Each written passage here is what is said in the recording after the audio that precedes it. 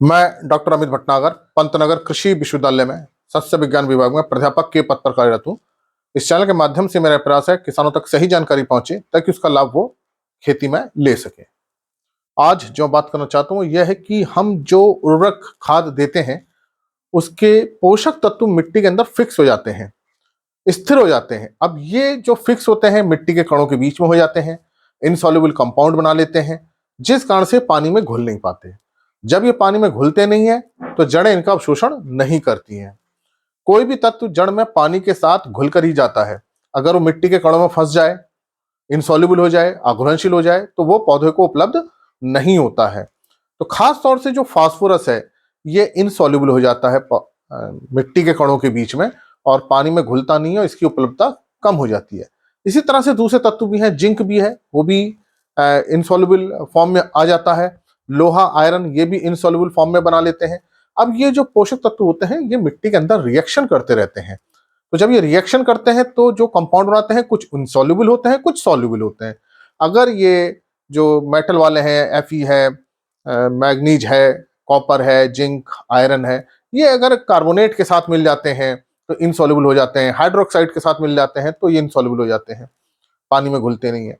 इसी तरह से जो फास्फोरस है जो फास्फेट के रूप में होता है, कैल्शियम के साथ मिल जाए तब वो इनसॉल्युबल हो जाता है, या एल्युमिनियम के साथ रिएक्शन करके अघुलनशील हो जाता है, आयरन के साथ मिल करके लोहे के साथ मिलकर अघुलनशील हो जाता है। तो ये समस्याएं आती हैं, ये लगभग सभी पोषक तत्वों में देखी जाती हैं कि ये अघुलनशील हो जाते हैं। तो जो हम रासायनिक उर्वरक डालते हैं उसका पूरा लाभ हमें नहीं मिलता और ये मिट्टी में फिक्स होते रहते हैं। अब हम ऐसी क्या स्ट्रेटजी अपनाएं, ऐसा क्या उपाय करें कि इनकी घुलनशीलता बढ़ जाए, ये सॉल्युबल हो जाए। तो जैसे मैंने आपको बताया कि अब ये इनकी जो अघुलनशील हो रहे हैं ये कुछ केमिकल कंपाउंड बना रहे हैं केमिकल रिएक्शन करके, या मिट्टी की जो संरचना होती है, कण होते हैं, उनके कणों के बीच में फंस जाते हैं। तो अब ये निकलेंगे कैसे?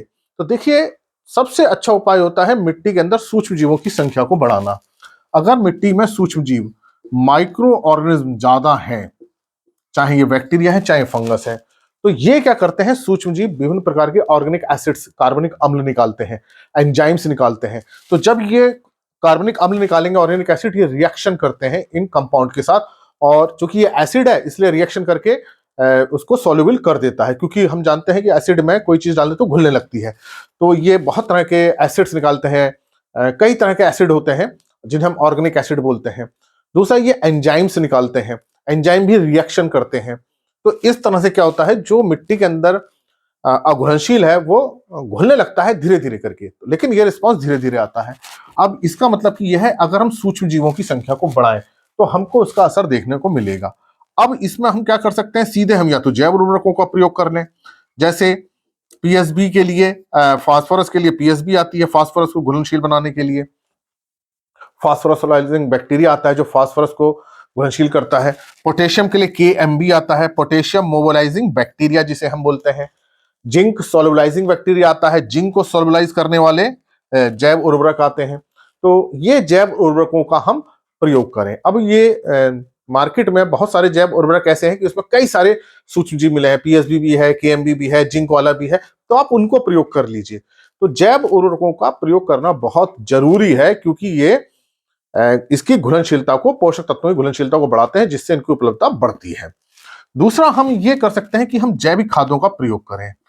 अब जैविक खाद हमारी कंपोस्ट भी हो सकती है, वाइयम हो सकता है, ग्रीन मैन्योरिंग हो सकती है, मुर्गी की खाद हो सकती है, हमारी कोई दूसरी प्रकार की जैविक खाद हो सकती है। तो जैविक खादों को हम डालते हैं तो क्या होता है, जैविक खाद डालने से सूक्ष्म जीवों की एक्टिविटी बढ़ जाती है।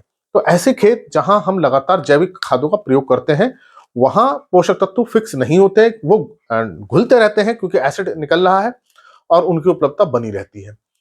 और लेकिन ऐसे फील्ड जहां हम जैविक खादों का प्रयोग नहीं कर रहे हैं तो अधिकांश जो हमारे पोषक तत्व हैं वो फिक्स हो जाते हैं।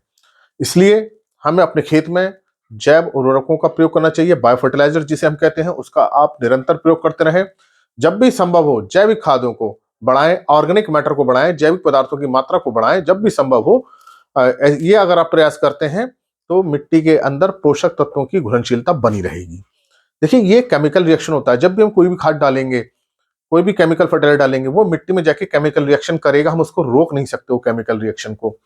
अब ये केमिकल रिएक्शन उसकी पीएच पर निर्भर करता है, उसमें कितने साल्ट है इस पे निर्भर करता है, उसमें कितना कार्बोनेट है इस पे निर्भर करेगा, कैल्शियम मैग्नीशियम कितना है, सोडियम कितना है, कार्बोनेट कितने हैं, इन सब चीजों पर निर्भर करता है।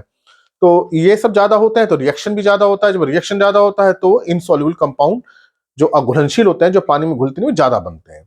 इस कारण से हमें फर्टिलाइजर को उतना रिस्पॉन्स नहीं मिलता और ये मिट्टी में जमा होते रहते हैं, इसलिए इनका ये जो जमा हो रहे हैं इनको घोलना बहुत जरूरी है। तो अगर आप ये प्रयास करेंगे तो आप देखेंगे कि ये पोषक तत्व घुलेंगे और धीरे धीरे ये पौधे को मिलेंगे और हमें उसका अच्छा रिजल्ट मिलेगा।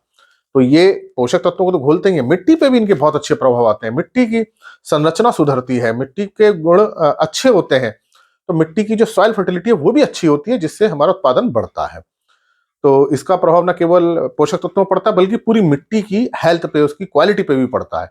इसलिए अपने खेतों में हमें जैव उर्वरकों का और जब भी संभव हो जैविक खादों का जरूर प्रयोग करना चाहिए, ताकि पोषक तत्वों की उपलब्धता बनी रहे, हमारी मिट्टी भी अच्छी रहे। इसी प्रकार के लेक्चर्स को देखने के लिए कृषि किसान प्लेलिस्ट देखिए और अगर चैनल सब्सक्राइब नहीं किया तो सब्सक्राइब कीजिए। धन्यवाद।